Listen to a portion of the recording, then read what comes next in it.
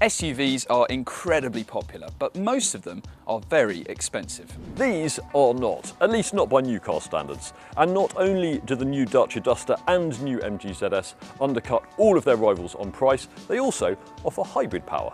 So, if you want an SUV, do you have to spend loads of money to get a good one?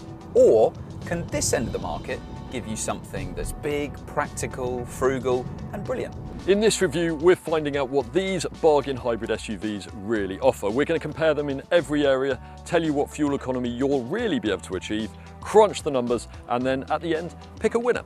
And if you want to watch lots more videos like this one, make sure you subscribe to our channel. So Doug, you are in the new MG ZS. I am, and MG, of course, these days is a famously value-focused brand. And really it was the old ZS, which was one of the products that helped give it that reputation of making cars that were loads cheaper than many alternatives around at the time. However, while the old ZS was very cheap and it was very popular, it wasn't actually particularly good at all. Is it fair to say that it was a similar story with the old Duster as well? Well, as many people will know, Dacia is the value-focused sister brand of Renault, and it's most famous for the Sandero, which is actually still the cheapest new car that you can buy in the UK. The Duster is bigger, so it's obviously more expensive, but it has always been incredibly well priced compared to its rivals. And the previous generation model, certainly when it first appeared back in 2017, was actually quite good. It wasn't at all luxurious inside, of course, but when you factored in that low price, it was actually quite recommendable. Although towards the end of its life, its lack of modern safety aids did start to count against it. Okay, well, we've driven the new ZS already, and MG has tried to make everything about this car new. It is, though, more expensive than before, but at £22,000 it is still cheap compared to the other alternatives that it's against. And to be fair, even though it's on new mechanical underpinnings, it's got a new hybrid engine option, it does appear that the shortcomings of the old car are still present in this new one. So what's Dacia's approach been with the new Duster? Is everything new with that car as well? Well, it's still cheap. It starts at £18,745, but this is a completely different car to its predecessor. Obviously, it's got new looks on the outside and the inside as well, but it also sits on new underpinning. So this now shares a platform with the Sandero and the Jogger. And it also has a new lineup of engines, including this full hybrid version.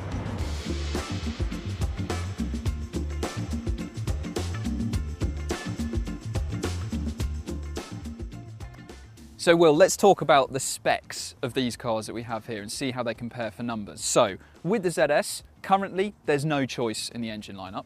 Next year there is going to be a cheaper pure petrol option, but for now, if you buy a ZS, you will get this hybrid option. And even for the trim levels, there's not really much choice there because there's just two to pick from. This is a range-topping trophy ZS, and that means that it gets lots of equipment as standard, and the list price is just under £24,500. So what about the Duster that you've got there? Well, there's certainly more choice when it comes to engines. So the cheapest is actually a bi-fuel LPG version, and then there's a mild hybrid, and then right at the top of the range there's this, which is a full hybrid, although this particular car is in mid-spec Journey trim. And although the Duster looks pretty temptingly priced at the entry point of its range, this car actually costs just under £26,000. Wow, okay, so not even the most expensive version of the Duster is about £1,500 more than this, which is the most expensive ZS that you can buy. It is. So surely that means if that's so much more expensive, it's got a big, powerful engine under the bonnet. Well, these things are relative, Doug. This has a 1.6 litre petrol engine under here, but it also has two electric motors and a total of 139 brake horsepower. So on paper, this can do 0 to 62 in 10.1 seconds, which isn't bad. That's not bad, but this is like a hot hatch by comparison. So it's got a 1.5 litre petrol engine and an electric motor, and the total system output is 194 brake horsepower. So that means the official 0 to 62 mile an hour time for this car is 8.7 seconds, which for a little hybrid SUV like this is actually pretty rapid. It is, but I bet that means that fuel economy isn't very good at all, because on paper, this can do 55.4 mpg. Well, funnily enough, the official fuel economy figure for this car is exactly the same. at 55.4 mpg. Fake news. But obviously in this test, we're doing a real world fuel economy run that's going to show us exactly what you can achieve in proper real world driving conditions in both of these cars. Okay. But it does seem that so far, in terms of the numbers, it's the ZS that has got the upper hand over the Duster. I would agree. Well, now let's look inside. So, the ZS interior. Now remember, this is one of the cheapest SUVs that you can buy. It is. But you definitely wouldn't think that when you get behind the wheel and look at this interior. You wouldn't at all. Actually, there are some quite nice materials on the dashboard here. I'm sure that's faux leather rather than real, but it doesn't feel too cheap. There's some soft touch up here, higher up on the dashboard, and even on the insides of the doors, you've got various panels of leather with some stitching here, and MG has even managed to stitch hard plastic there. That is pretty astonishing, isn't it? That and is. I mean, to be honest, very cheap and nasty.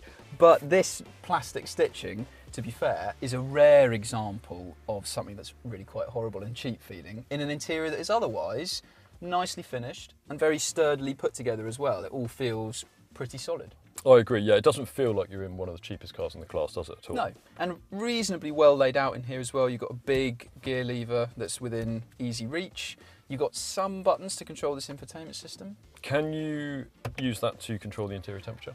Unfortunately not. So this gives you very basic climate controls, but if you want to adjust the temperature or the fan speed, you need to go into this climate menu on the MG's touchscreen.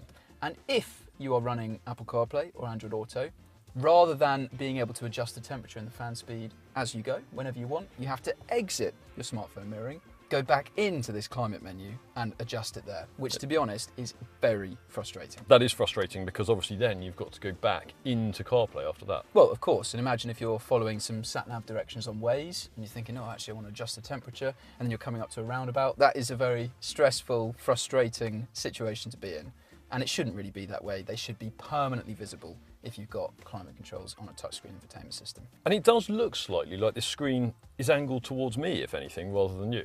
It does. So it might be a perception thing, but it certainly feels from behind the wheel that to see the screen dead on, I kind of have to move my head into the middle of the car. And it looks like it's angled towards the passenger rather than the driver, which is bizarre. It does. It might be a trick of the eye, like you say, because this centre console is angled towards you slightly, but certainly it's not particularly easy to see from the driver's seat. No. You do get a digital driver display as standard in the ZS, and as we've seen with many new cars recently, the digital driver display is very easily blocked by the steering wheel. That is something that unfortunately is really common in new cars. And what tends to be the case is the top of the wheel blocks the top of the digital driver display. And so, in the new ZS, MG, unbelievably, has put the speed that you're travelling right in the top left corner of the screen. So for my driving position, it is perfectly blocked by this steering wheel here, which is very frustrating, and I can't change the layout to move the speedo into the centre of the screen. It is very, very annoying. You could move the steering wheel though, right? Well, I could move it up or down to have it in an unnatural position that I wouldn't really want it to be in, but I can't move it in and out. So pretty inexcusably for a new car, even one this cheap, you can't move the steering wheel in or out. Yeah, that isn't great at all. And I've got to say, I've sat in the driver's seat of this car, I've driven it, and the driving position doesn't work for me either. But still, this isn't a perfect interior, but remember it's one of the cheapest SUVs out there, so overall, it's still a fairly good effort. I would agree. Right, so we're in the Duster, and there's a very different feel to this interior. Absolutely. Isn't there? So you've got a much higher dashboard here, very squared off front, and also a higher window line. So you feel lower to the ground and certainly much lower down in the car. So that's not necessarily a bad thing or a good thing, but it is just something worth bearing in mind. You still have a good view out of the car, don't you? You do, you can see the end of the nose very easily. These pillars here, they're fairly chunky, but visibility isn't terrible, not quite as good as in the ZS though. What's the driving position like compared to the MG? Well, the good thing is that you can adjust the steering wheel Look at that.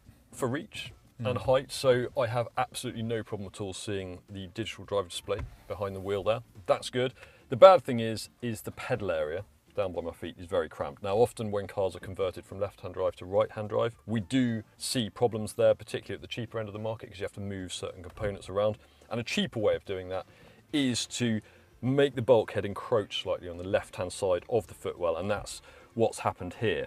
Now there is a footrest on the left-hand side of the pedal area here, which is a good thing, but it's quite a lot closer to me than the pedals.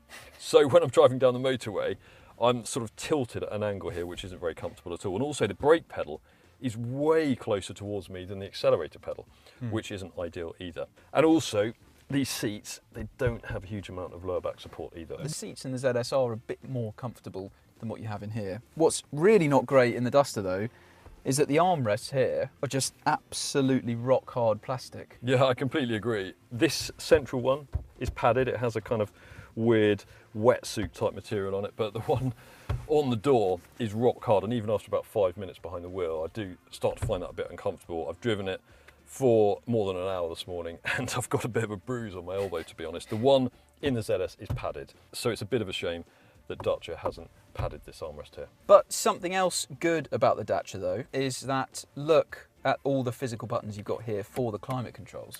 That is really good, isn't it?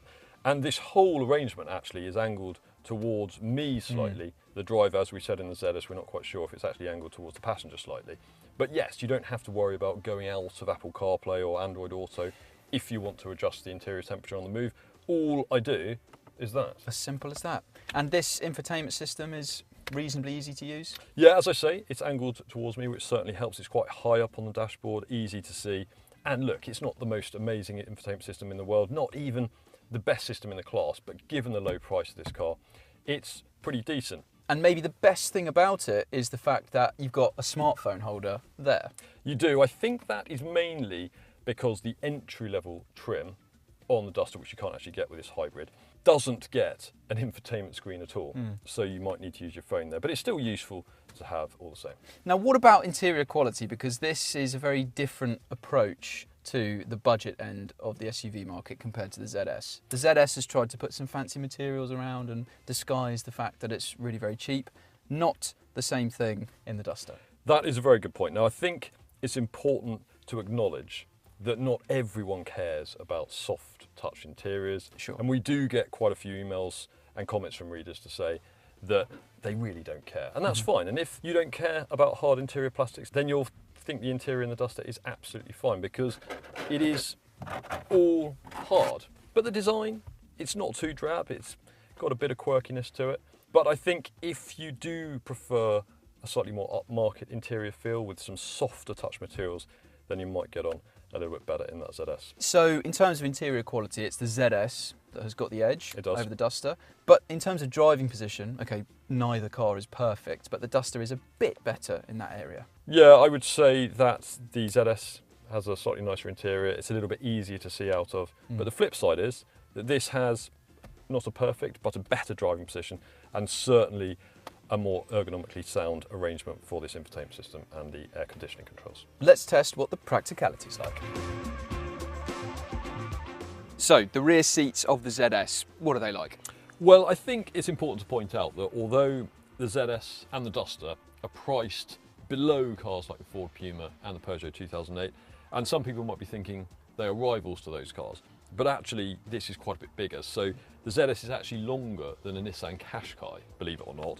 So unsurprisingly, it has lots of space in the back. As you can see, I have lots of space in front of my knees there. This seat in front is set up for my driving position. I'm just over 6 feet tall, and I'm absolutely fine. I've got lots of space for my feet under this front seat. I've got a good view out thanks to these tall side windows, and I've even got some rear air vents. So even by the standards of more expensive family SUVs, this is really, really impressive. Okay, well let's see how it compares to the Duster. So what's this like in the rear seats? Well, the Duster is a slightly shorter car than the ZS, and you can really feel that in the back when it comes to knee room. So this seat in front, again, is set up for my driving position, and legroom isn't quite as good. It's not terrible, but definitely not as good as in that ZS. And unlike in the ZS, there are no rear vents. Headroom is also not quite as good as in the ZS, but it doesn't really matter because I can still sit bolt upright and my head is nowhere near the ceiling. The only thing is, getting in and out of this is a little bit more of a challenge because you've got quite a high sill here to step over. So overall, not bad at all, but for rear space, the ZS definitely takes the win. Okay, well let's see what the boots are like. Now, the ZS has officially the smaller of the two boots in this test, but it is not a small or terrible boot by any standard, really. You get a height adjustable boot floor as standard, the load capacity is pretty great, and in total we could just about, as you can see, squeeze 7 of these carry-on size suitcases into the boot here below the parcel shelf. So that is the number that the Duster needs to beat. Now, the Duster also has a height adjustable boot floor, but it is a slightly strange sort of two-board contraption. And we've played around with this for quite a while, and we can't work out how to lie these two boards at the base of the floor side by side, so you kind of end up having to put one on top of the other. But even if you do that, you can see got a lot of space inside, and you can fit 7 quite easily, and there's even a bit of space down the bottom there for some soft bags, and the boot closes absolutely fine. So that is the same number as the ZS, but actually there is a bit more room to spare in the Duster's boot, isn't there? Small margins, but this has the bigger boot. Okay, so the ZS has a slight advantage when it comes to interior quality up front. It's got better rear seats than the Duster as well. It's got a smaller boot, but the differences are pretty minimal there. So what are these cars like to drive? Well, we're in the ZS now, and you do notice pretty quickly that this is a relatively swift car. It actually is. It picks up quickly off the line, and it offers flexible performance even when you're going at motorway speeds as well.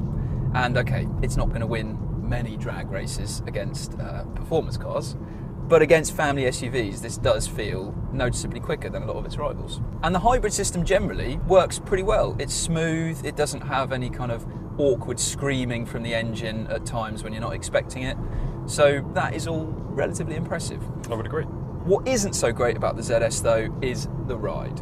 It's quite poor, isn't it? It is poor, it's a real weakness of the car on the road, certainly. So it's quite firm, it's unsettled as well, it doesn't really improve when you're on the motorway at high speeds. We're on a relatively smooth road now and it's just picking up on all these slightly uneven surfaces, and it's just not particularly comfortable. There are loads of other rivals which ride better than this car. There are. The slight upshot to that perhaps is that because it's slightly firmer than some rivals, when you go around a corner, it does remain fairly upright, but the steering is so lifeless that you wouldn't really describe this as a thrilling SUV to drive. Yeah, the steering is quite strange, isn't it? It's quite vague around the first few degrees of lock, and then when you wind on more lock, the weighting arrives in a really unnatural way. So this is not a pleasant car to drive quickly at all. It doesn't really give you much confidence. Absolutely. I mean, this isn't a absolute disgrace on the road at all. No.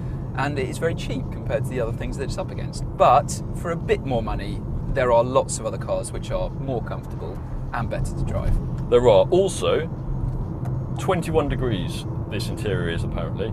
It feels absolutely freezing in here. I'm not really sure what's going on. We've set both cars up to 21 degrees, automatic to keep it fair, but it is absolutely freezing in the ZS. I think it says 21 degrees C here, but I think it might mean 21 degrees Fahrenheit. It could. Because it is very, very cold. It is. Should we drive the Duster? Yeah, let's go.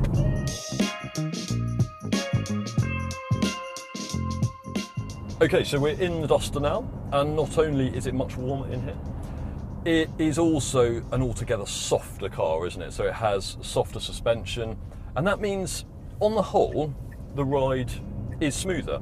It's not perfect. There are much more comfortable small and family SUVs to choose from if you've got more money to spend, but it's not fidgeting around all the time. Its major problem comes when you hit a bigger imperfection, a pothole or something, particularly when you're going around a corner. Yeah, agreed. You can notice straight away this is a slightly calmer, softer riding car compared to that MG. And that softer suspension means there is more body lean when you're going around corners. This is not an agile, fun car to drive. But actually, I think although the steering is quite light, it is a more relaxing, pleasant car to drive, really in all situations. Yeah, I agree.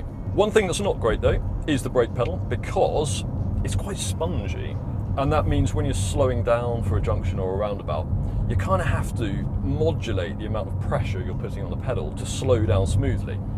It doesn't come naturally, whereas I think in the MG it's got a firmer brake pedal, a little bit more reassuring. I don't know if you found the same. Yeah, I agree. The ZS doesn't have an amazing brake pedal, but it is easier to judge how to stop smoothly in that car than it is in this. And also, the hybrid system is a little bit smoother in that car as well. Yeah. Because in this, sometimes it can sound like a diesel generator is fired up under the bonnet. You get a reasonable amount of vibration through the steering wheel. Even though this is the same basic hybrid system that is in the Capture, it's certainly less refined in this car. And other times, when you're driving along the motorway at 70 miles an hour, it can be quite smooth, quite quiet, certainly when you factor in the price of this car. And then suddenly the engine can fire up and start doing 6,000 RPM as though you've accidentally put the car in first gear. And the revs will stay high for a few seconds before dying away again. So it's a little bit odd at first, a little bit disconcerting. It is something you get used to though, and maybe it means this car delivers amazing fuel economy. Well, that is something that's very important in this test. So I think now we should fill these cars up with petrol, find out how much we've used on this trip, and then go through all the other running costs to pick a winner. Let's do it. Okay, so let's dive into those fuel economy figures. So remember, the official fuel economy figures for both cars is 55.4 miles per gallon, exactly the same for both. But in the real world, how many miles did we cover? Well, we covered 150 miles in total. Okay. And according to the trip computers of both cars, the Duster was a little bit confusing because on one instrument panel behind the steering wheel it was saying 47.1 mpg, and on the touchscreen it was saying 9.4 mpg. And we think that's because it was litres per 100 kilometres and there was something wrong with the programming that meant it wasn't converting properly. But anyway, luckily we did a brim-to-brim test so we can tell you exactly what these cars achieved for the trip, and my Duster averaged 45.4 mpg. Okay, not bad.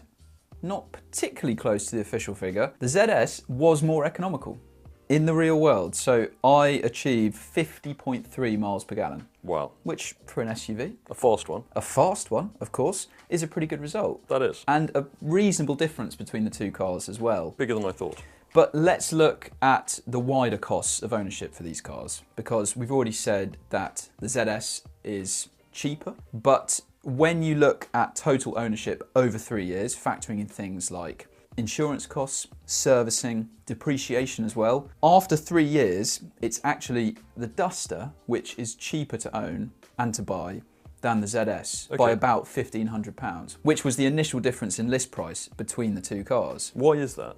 Well, the Duster is predicted to hold its value really very well and much better than the ZS. And of course, in the real world, that could turn out to be different, but the data that we have available to us suggests that the Duster is going to have very impressive residual values. Okay. And that also impacts the PCP monthly finance costs for these two cars as well, which again are in favour of the Duster. So if you put £2,500 down as a deposit, you do 12,000 miles a year, and you want a 4-year deal, then the Duster is £290 a month, whereas the ZS is £344 a month. So pretty big difference between the two cars in favour of the Duster, even when it comes to monthly finance payments. £54 a month is a lot of money at this end of the market. It is. So what else do we need to consider weighing up a verdict between these two cars? Well, I think it's important to point out that we are testing a range-topping version of the ZS, the Trophy, against a mid-trim version of the Duster. So you do get a little bit more equipment on the ZS. You get artificial leather seats, you get electric adjustment for the driver's seat. You also get a couple of other things, I think. You get heated seats, you get a heated steering wheel as well in the ZS. So it does, even in terms of the equipment list, feel a little bit more luxurious than the Duster. Sure. And there is another trim level on the Duster that you can go for if you do particularly want heated seats. Now we should also look at safety, shouldn't we? We absolutely should, because that was a weakness of the previous generation Duster, as we said at the start of the video, and also it was a weakness of the previous ZS as well.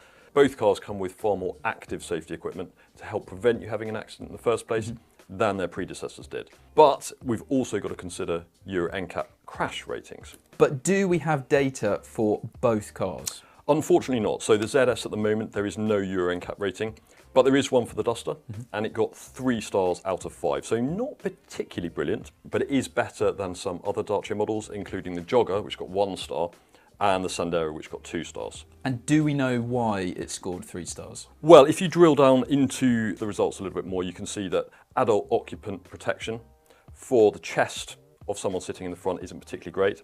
And also in the lateral impact test, there were some issues around that as well. But on the plus side, for kids sitting in the back in child seats, actually the Duster score was pretty good. Okay, and it's a shame that we can't directly compare it with the ZS crash test results, but there you go. What we can look at is the warranty that's available with both cars, and they can actually be quite similar. The ZS comes with a 7-year 80,000 mile warranty as standard, and if you go for the Duster as standard you get a 3-year 60,000 mile warranty, which might sound a bit rubbish, but as long as you get your car serviced at a Dacia dealer every year, that will automatically be extended to 7 years or 75,000 miles, so pretty much the same on both cars. Okay, so the ZS has a slightly nicer interior up front. It does. It's more spacious in the rear seats. Definitely. The boots are very similar, but the Dacia's a little bit bigger. The Duster's also more comfortable and generally a bit better on the road and a little bit more refined, but there's a big difference when it comes to the finances, and that is in favour of the Duster, which is the cheaper car. Massively so, and I think that really is the deciding factor here, because we are talking about the lower end of the SUV market, and it's fair to say that neither of these cars is particularly brilliant. There are far better options out there if you're prepared to spend more money. So the fact that the Duster is vastly cheaper, particularly for PCP finance buyers, has to count in its favour. And for wider context against other SUVs, something like a Skoda Kamiq is far better than both of these cars.